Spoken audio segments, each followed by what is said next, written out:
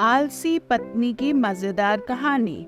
रामू एक मेहनती आदमी था, लेकिन उसकी पत्नी सीमा बहुत आलसी थी।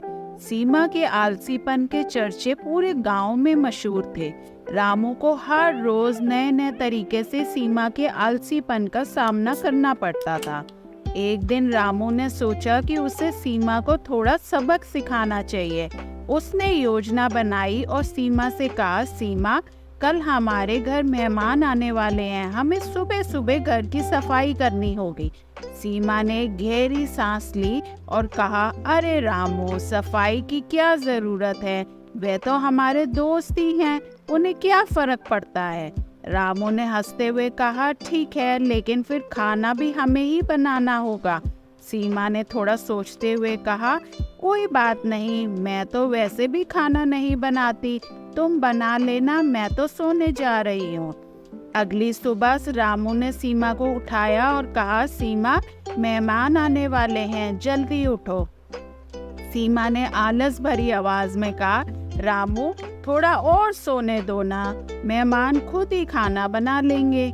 रामू ने हंसते हुए कहा, ठीक है, लेकिन अगर उन्होंने खाना बना लिया तो क्या हमें अच्छा लगेगा?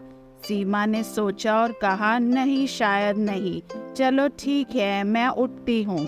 जब सीमा उठी तो उसने देखा कि रामू ने पहले ही सारी सफाई कर दी है और खाना भी तैयार कर दिया है। सीमा ने आश्चर्य से पूछा, रामू, तुमने ये सब कब किया? रामू ने मुस्कुराते हुए कहा, जब तुम सो रही थी तब मैंने सब कर लिया। अब जल्दी से तैयार हो जाओ, मेहमान आने वाले हैं।